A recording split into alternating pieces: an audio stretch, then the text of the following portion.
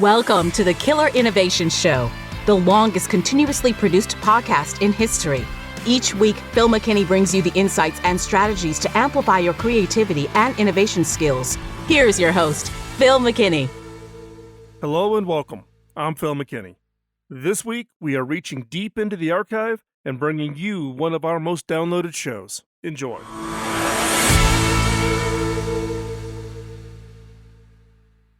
Hello and welcome to Killer Innovations. I'm your host, Phil McKinney. We are here in the studio in Northern Colorado for another week's episode of the show. As many of you know, we've been doing this show for quite some time. We just started season 16. So yes, there are 15 years of archive that you can go find. Just hop on over to killerinnovations.com and you can go back and search. And yes, show episode number 1 is still up in the archive. So today's show, we're going to take a little bit of a different. Last couple of shows, we've been focusing on virtual brainstorming. So I'm going to take a little bit of a break this week, and we're going to go with a completely different topic. And the topic that I want to talk about today is really around buzzwords. Now, buzzwords just absolutely drive me crazy. People misuse them. People try to show off how smart they are. And I think they just cause a lot of confusion for people, particularly people who don't deal with whatever the topic of the buzzword is day in and day out. So we're going to hop in and we're going to take a look at buzzwords. And I'm going to give you the list of the ones that drive me bananas. And I'd be interested in hearing which ones are the ones that kind of grate on you. And also, as part of this, I'm going to give you a couple of hints on how to avoid looking like an idiot. There's a lot of people out there that will try to make themselves sound better, particularly those that don't have familiarity with even the topic or the buzzword they're saying. So I'm sure none of you do that, but just want to give everybody fair warning as we go through this. Now, I will also admit, though, that some of these buzzwords you've heard on this show and you've seen in my blog post or you even read in my book. So this isn't calling you out as being something different. We all get caught in the trap of buzzwords. And part of what I'm trying to do today is going to break the habit. So let's not delay. Let's go ahead and get right into talking about buzzwords. Now, what is a buzzword? A buzzword is some important sounding, it's usually a technical term or it's a term specific to an industry or to a job function. So there are technical buzzwords, which I had to weigh in on when I was at HB. There's buzzwords for those people in the mobile industry. There's buzzwords if you're in marketing. There's buzzwords if you're in finance. But the word or the phrase that's used is often has little meaning, and it's used chiefly to impress laymen, like, oh, we have this secret language, and you don't know what that language is, which is all bogus. So buzzwords are this thing that kind of, rather than welcoming people in, it actually pushes people away because they're self-conscious. They don't know what that word means. They don't want to ask what that word means. So what are some buzzwords that are common out there? So here's just a quick example of just general, generic buzzwords that we all come across on a regular basis. So synergy. Oh, we need synergy with the ecosystem. We need stronger synergy with cross-functional teams within our organization. Well, what do we mean by synergy? It means something as simple as just work better together. Well, then why don't we just say that? Another buzzword that kind of gets under my skin is clickbait. It's a term that's kind of used as a negative slam for those that create content, whether that's blog posts or digital versions of newspapers or magazines. It's that title that causes you to click because it leaves you hanging. It doesn't quite tell you enough to know what the story is about, but it's intriguing enough for you to want to click. So it's a way to almost fool you to get into an article. It's clickbait. Growth hacking. This one is gone way overboard, right? So it's how do you hack or how do you uh, almost like break the rules to drive growth within an organization.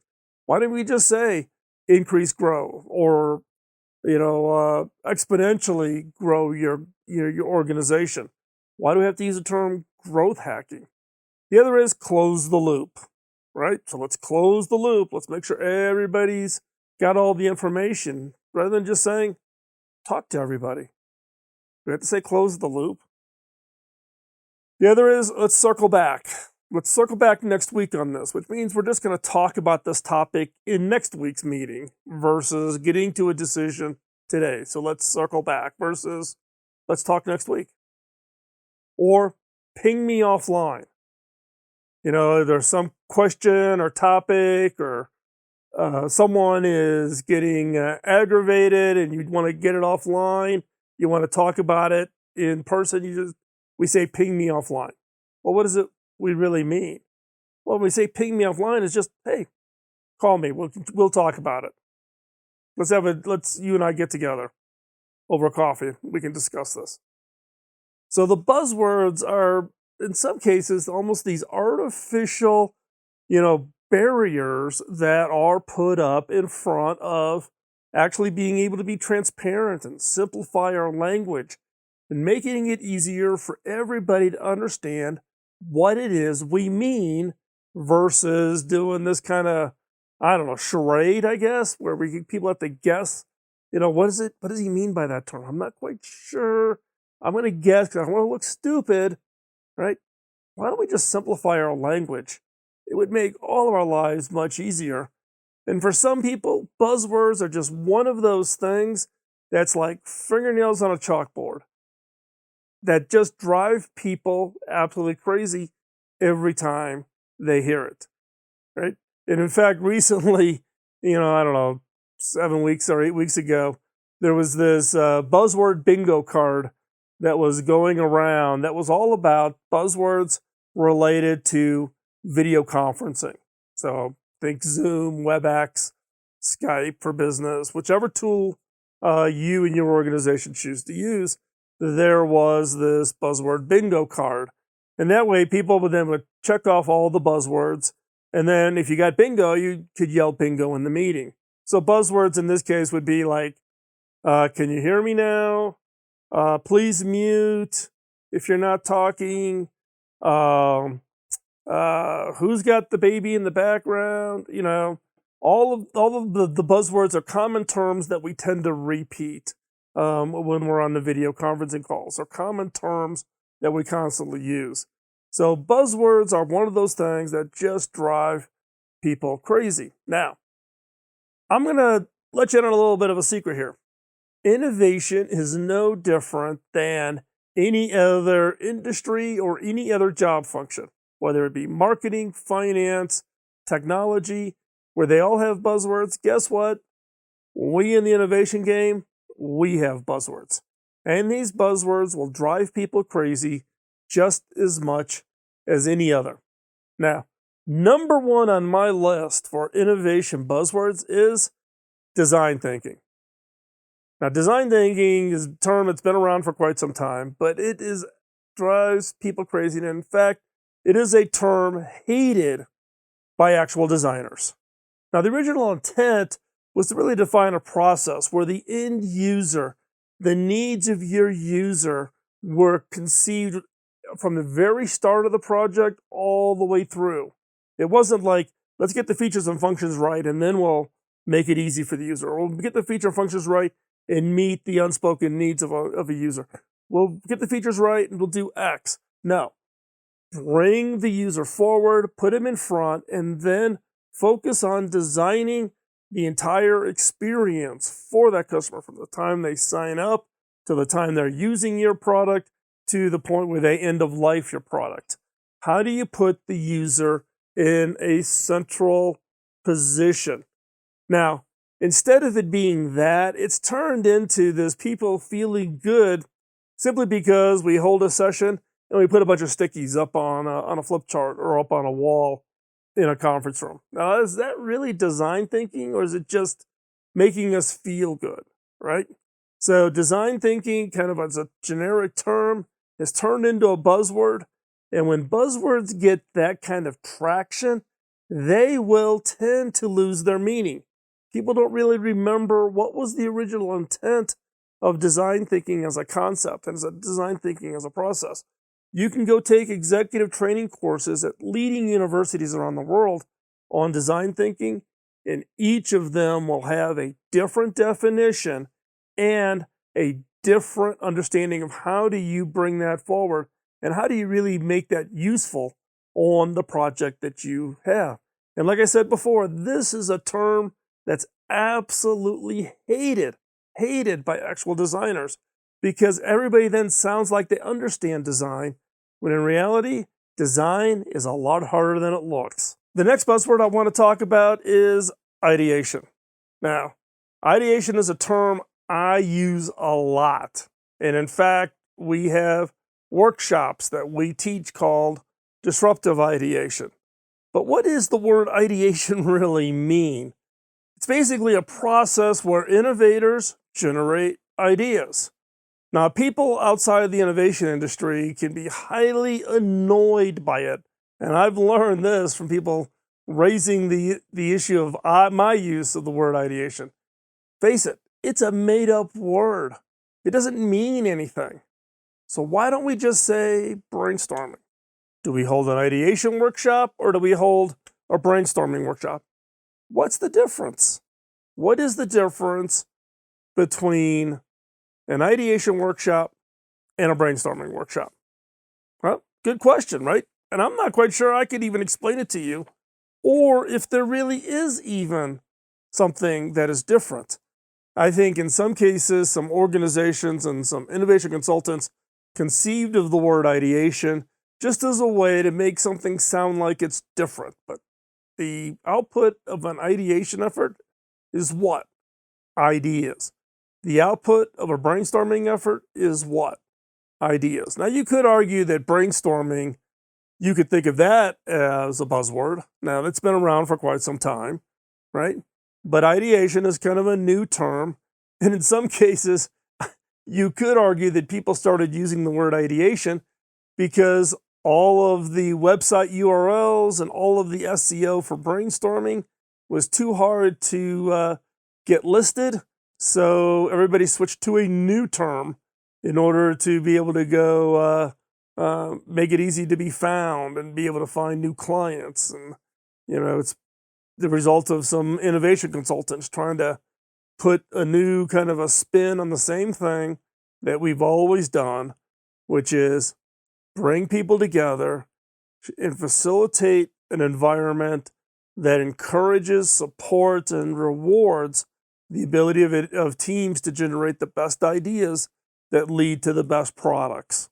Okay, so it's really that simple, but we make it much harder with terms like ideation.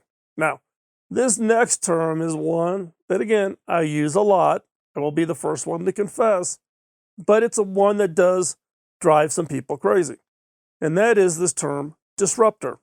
Now, the term describes someone or something that's kind of rocking the boat. Game changers who, basically throw sand in the gears of an industry, of companies that already exist. And they come at a problem with a very unique and different way.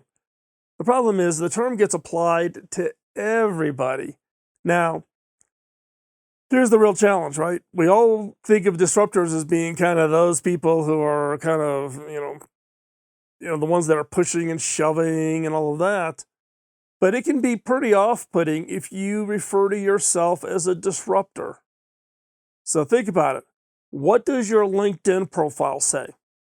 Is the word disruptor in your LinkedIn profile? Then it's probably annoying some people, right? Now, it's different if somebody else calls you a disruptor, right? Your boss, you get an article in some publication, there's a blog post written about you, you make an appearance on a podcast, and the host calls you a disruptor. That's different. If you call yourself a disruptor, not a good use of that term. And that even drives people who hate buzzwords even crazier. Now, A disruptor by nature, there's nothing wrong with that, right? A disruptor is that person who develops innovations that come at a problem in a unique and different way, in such a way that it disrupts something. It causes something to change. That industry can't stay on its current course because of a disruptor. An example would be is Uber is a disruptor to the ride-hailing services, be it taxis or whatever, right? It used to be you'd go to the airport, you stand in your taxi line, you get into the taxi, and off you'd go to your destination versus, and then when you get to the destination, get your credit card out and swipe, and the card reader can't read your credit card. I can't tell you how many times that happened to me, in my travel. Uber disrupted the taxi industry. It created an entirely new industry, both Uber and Lyft. And as a result, then the founders of Uber and Lyft get identified as being disruptors. But other people call them disruptors. They never called themselves disruptors, or at least I hope they didn't call themselves disruptors. Now, along these lines of disruptors, the next buzzword, some of you in the innovation game may argue with me on this one, saying it's not a buzzword, and that is innovators. Now, this is a highly overused word. You have to admit that. And this is basically someone who introduces a new product, a new services, or a new strategy that is some kind of revolutionary. People look at it and go, wow, that's different. Wow, that's unique. Now, the challenge is everyone and their mother is an innovator these days, right? The term gets applied to anybody and everybody. There's no bar, right?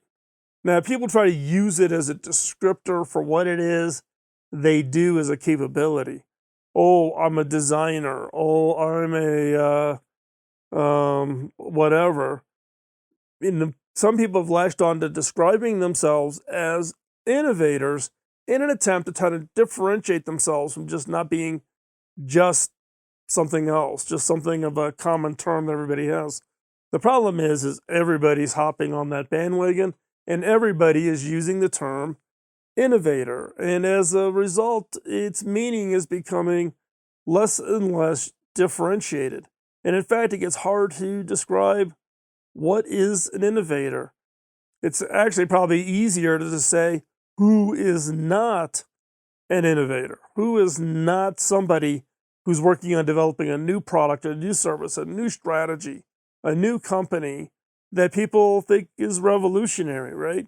It could be everything from somebody's Etsy store generating some unique thing that people, really like, and therefore, wow, that person's an innovator. They're innovating something that's really unique and different, but it's not maybe the super wow, but maybe it's it's innovative, it's revolutionary, it's something that nobody else thought of. They're an innovator, right? So I think part of the challenge of this term is some of you will argue it's not a buzzword. I would say it is a buzzword, and I measure that basically on its overuse and how does it get repeated over and over and over again, and so its meaning starts to get lost. So that's my consideration of what constitutes a buzzword in this case. The next buzzword I want to talk about is system thinking. Now, some of you may have heard this, some of you may have not. If you are not using one of the big six, what we used to call the big six consulting houses that are all out there trying to push their innovation thinking, what they're talking about or what they try to do is an attempt to try to differentiate themselves. There's this term running around now in the innovation space called systems thinking. And basically that their position is that they're taking a unique look at innovation as a complex system rather than a process, right?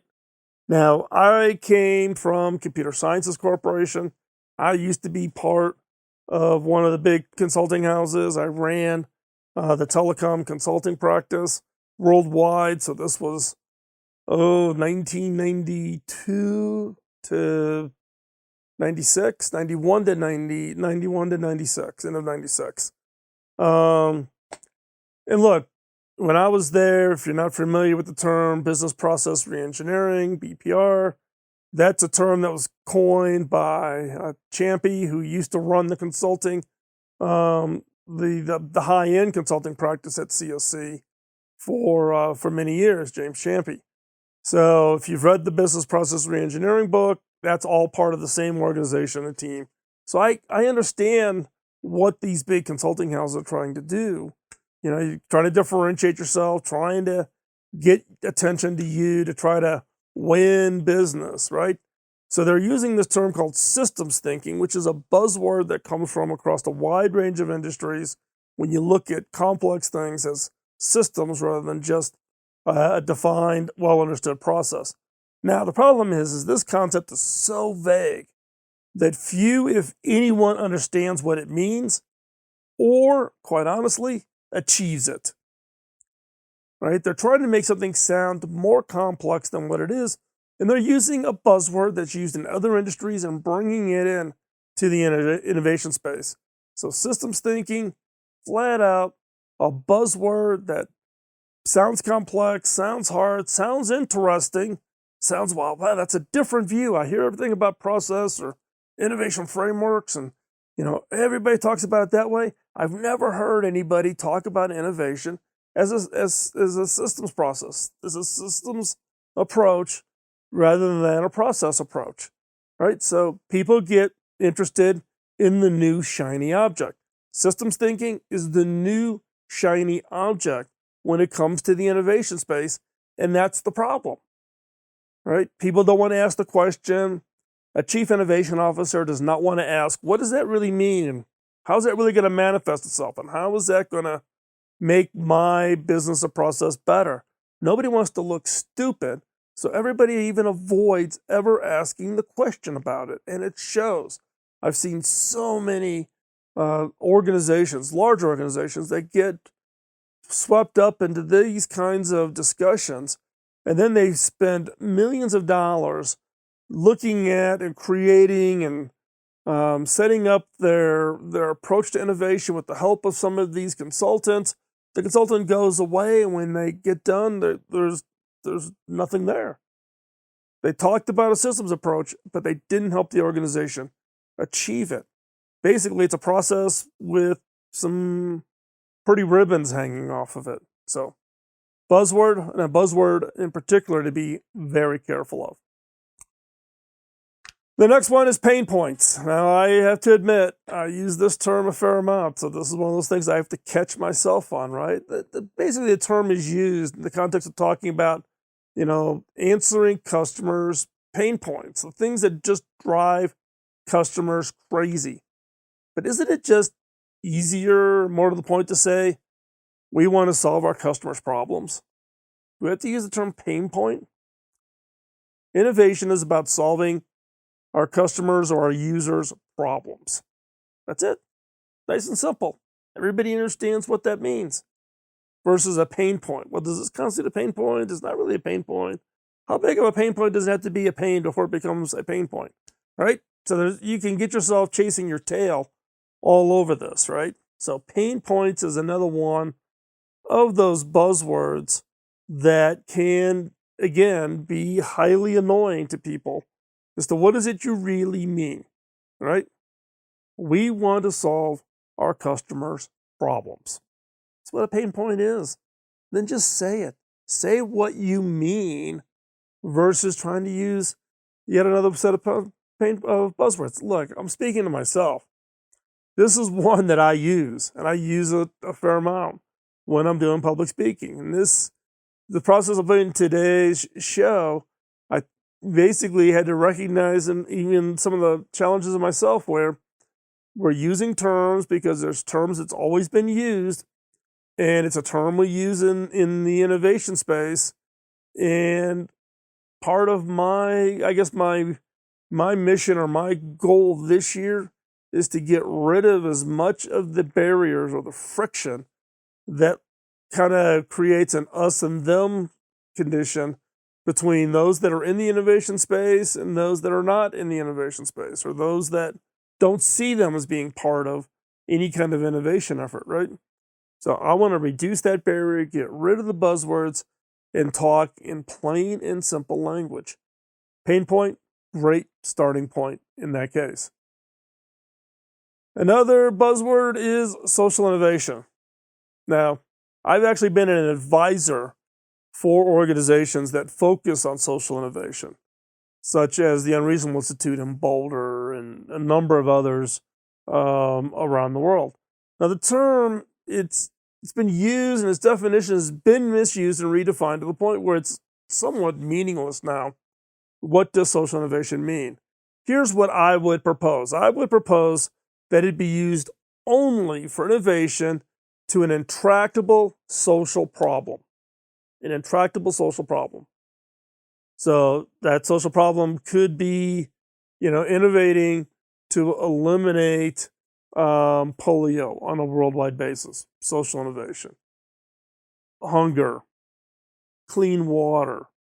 Right? It's not, you can't call something social innovation when what was done was you installed a piano on a public space. Now, that's a real example. I've seen people claim to design and develop social innovation, and the result was putting a piano in a walkway in a downtown area. Okay? What social problem? What was the social problem? What was the intractable, really hard, really big social problem you're going on for that? What was it? How are you going to make that work? Now, look, there's a lot of major social challenges we have in front of us, right? And the way I think about it is kind of a secondary meaning behind social innovation is from the perspective of an investor. Now, I do a little bit, not nearly as much as I used to, but I used to do a little bit of angel investing. I would invest in entrepreneurs. Today, for my wife and I and our small little family venture fund called Tech Trend, that our investments are primarily focused in developing countries. Our biggest investment being in Rwanda in Lakeside Fish Farm. And you can go search for Lakeside Fish Farm Rwanda and you can read all about the work that we have going on there, right?